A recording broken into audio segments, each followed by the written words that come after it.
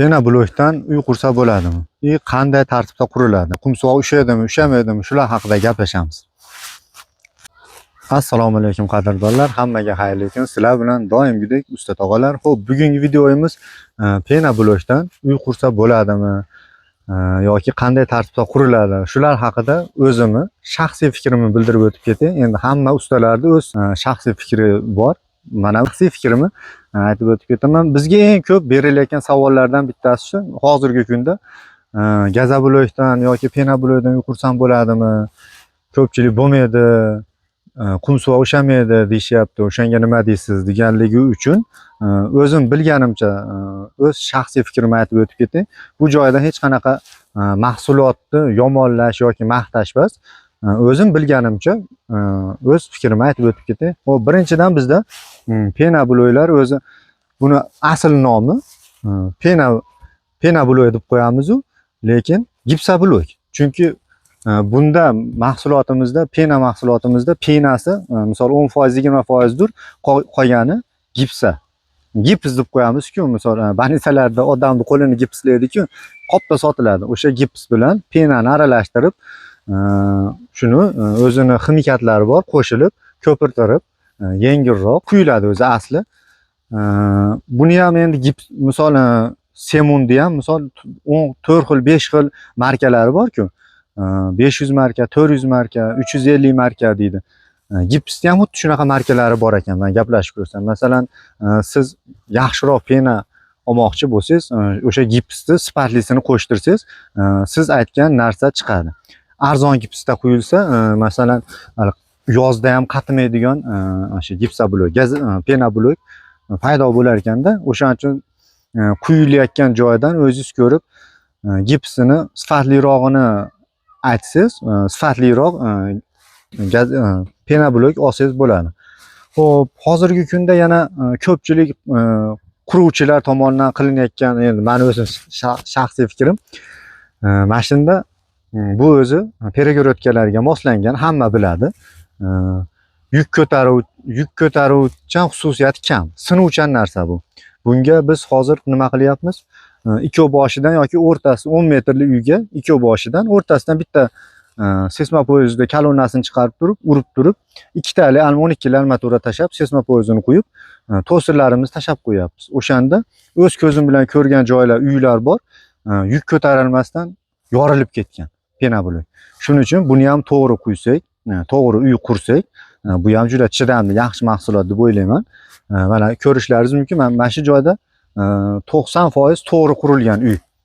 Mana shu 15 ga 10 G shaklida tushgan uyimizga 45 tadan ortiq ustok ishlatilgan. Mana 2 metrda ham ko'rishlaringiz mumkin. 2 metr oralig'ida ham bitta kolonna chiqqan. Nimaga? Chunki bu pena blogimizga yuk kamroq tushish maqsadida. 14 li armaturadan 3 tali foydalangan yoki 4 tali. Biz endi buni aniqini bilmaymiz. O'sha egasidan so'rasak 4 tali tashlangan dedi. Keyin mana shunaqa kolonna qo'yganda ham 12 lidan ikkita shoti qilib tashab turib quyib qo'yishyapti. Iloji boricha endi mablag'ingiz yaxshiroq bo'lsa, pena blokdan uy qursam arzon tushyapti deydi. Nimaga arzon tushadi?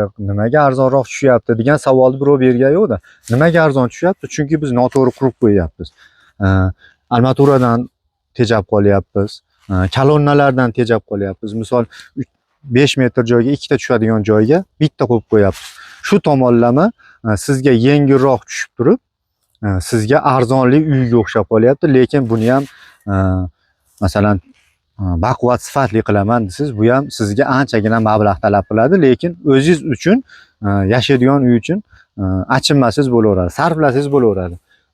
Lekin buni ham zo'r xususiyati betoningizga og'irligi kamroq tushadi. Pishig'ish, xomg'ish, paxsadan ko'ra yengilroq mahsulot.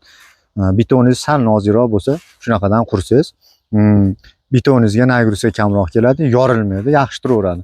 Mana ko'rishlaringiz mumkin mana. Mana shu orqa tomonda 1, 2, 3, 4, 5, 6, 7, 8 tami kolonna borda. Betonlari cho'tki qilib quyilgan. Keyin tepani ham mana shu yerdan kolonna chiqardingizmi, tepaga ham ikkitali armaturani tashab turib 20 sm quyib qo'yilyapti. Bu hech bo'lmaganda kami 4 tali 10 tali armatura ishlating. Masalan, ustokaga 16 li ishlating. tepasiga 14 ishlating. O'shanda uy sifatli chiqaveradi. Penani kamroq yomonlaydi. Penadan quruvdim, yorilib ketdi degan gap so'zlar kamroq bo'ladi. Keyin seysmopoezdni ham 20 sm emas, 30 sm to'rttali armaturani karkas qilib to'qib, chiroyli qilib quysangiz, mana tepalari ham chotki turibdi. O'sha pena blogimizga ozroq yuk tushadi. To'ldiruvchi vazifaga o'tadi. Qolgan yuklar mana kolonnalarimizga tushadi. Kolonna deydi, kimdir ustoyka deydi, shunaqa. Biz endi o'zimizni usta tilida aytyapmiz-da, tushunmaganlar uchun. Xo'p, keyin qum suvoqni ushaydimi, ushamaydimi degan savollar ham juda ko'p bo'ladi. Qum suvoqni endi bu yangi narsa. Men ham 100% ushaydi yo ushamaydi, men bilmayman. Biz ham chunki bu mahsulotlarimiz yangi chiqdi. Qum suvoqni qilishyapti ekan. Misol 1-2 yil, 3 yil yaxshi turibdi ekan. Endi qancha muddat turadi, uni vaqt ko'rsatadi. Misol 10 yil, 15 yildan beri penani ustida qum suvoq qilganman, turibdi degan insonni hali ko'rganimiz yo'q. Chunki bu mahsulotimiz yangi chiqdi. Lekin mana shu joyda ham qum suvoqlar qilinibdi. 2 yildan ortiq turib, 2 yildan ortiq bo'libdi solinganiga. Hozircha yaxshi turibdi. Uni qanaqa qildi deb so'rasak, buni addelchilar yaxshi biladi. Shpakilovka tortadigan, o'shanda bir qator shilib turib, mana shu penani sal shilib turib, gruntovka berib, o'shani ustidan qum suvoq qilingan. Qum suvoq qilingan joyda ham ko'rsatib o'tib ketay, qadrdonlar. Xo'p, mana qum suvog'imiz. Endi biz boricha, endi bitta hech qanaqa mahsulot reklamasi yo'q, yomonlashmas. Endi boricha ko'rsatib qo'yganimiz yaxshi. Qum suvoq qilingan. Mana shu holat, mana bu betondagisi. Bu endi haligi beton ustidan bo'yaligi uchun mana ko'rinib turibdi. Bu qum suvoqchilar yaxshi biladi. Loyda otib turib, sirazi zatirka qilib qo'ysa, tezroq yoriladi. Beton namni tezroq tortganligi uchun betonni o'zi yorilgan xolos, yana noto'g'ri tushunmanglar. Bu qum suvog'imiz betonda turibdi. O'shaning uchun sal mayda trishina bor. Lekin mana pena bloyda bag'i turibdi. Juda yaxshi turibdi hozircha. Endi mashinchalik bo'ladi. Biz boricha ko'rsatyapmiz, qadrdonlar, to'g'ri tushunasizlar.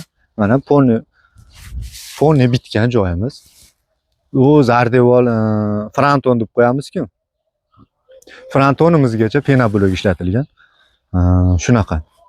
Mana shu oralig'imiz necha metr? 5 metr, 6 metr. O'sha joyda ham kolonna qo'yilgan. Mana kolonnani o'rni.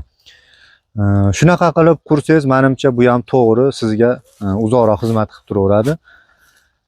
Videomiz foydali, manfaatli bo'lgan bo'lsa, bir donadan like bosib, Usta Tog'alar kanaliga obuna bo'lish esdan chiqmasin. Bundan yaxshi videolar hali oldinda. Joninglar sog' bo'lsin.